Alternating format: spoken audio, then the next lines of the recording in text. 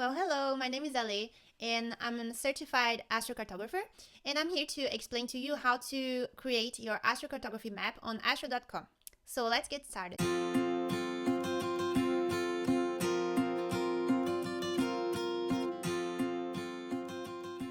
First of all, you will open astro.com and create your profile.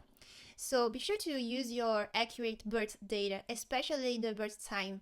For that, you can check with your parents or on your birth certificate. And if you don't have your birth data, you can also work with a rectification astrologer to help you to find the exact time. This is really important because even a few minutes can make a difference when we talk about astrology. So once you created your birth chart, you will click here on free horoscopes and locational astrology, and then astro click travel.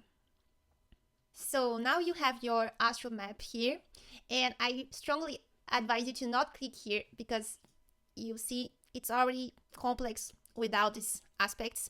We don't need those, okay? Now we have our astrocartography map, which is a visual representation of strong planetary influences on the world.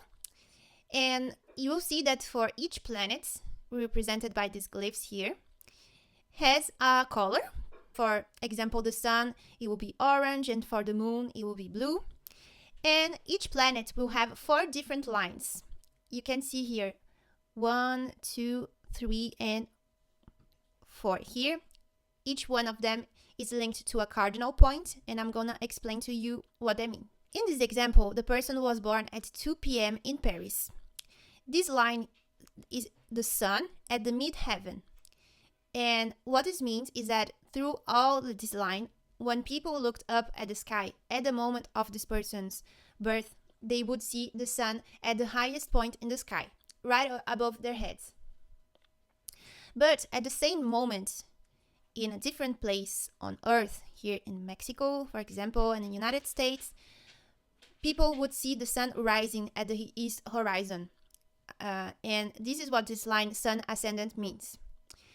And now if we go here to this place in the middle of the sea, the sun, right next to Fiji, the sun would be at the exact opposite point where it was in Paris, meaning the darkest and most hidden part of the chart, right below your feet.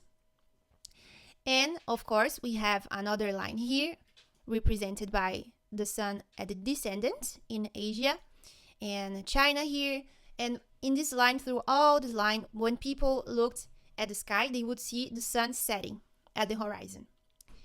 And the reason why we have 4 different angles is it's because they represent like pillars of your human experience. So the ascendant would represent your personality, the midheaven is linked to your career, the IC is linked to your family, and the descendant is linked to your relationships.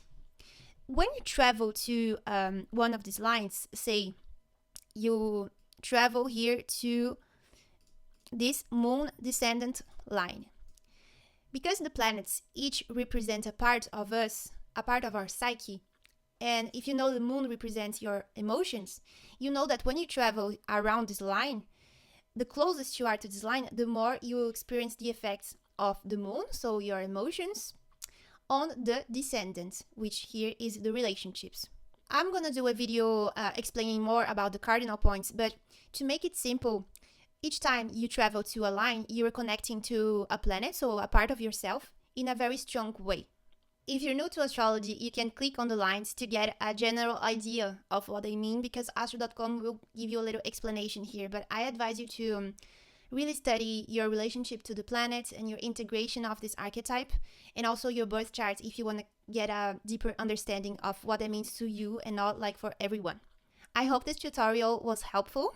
If you appreciate it, please subscribe, like, and comment this video. You can leave your ideas for next videos, what you want to know and learn about astrocartography. And thanks for watching. See you next time.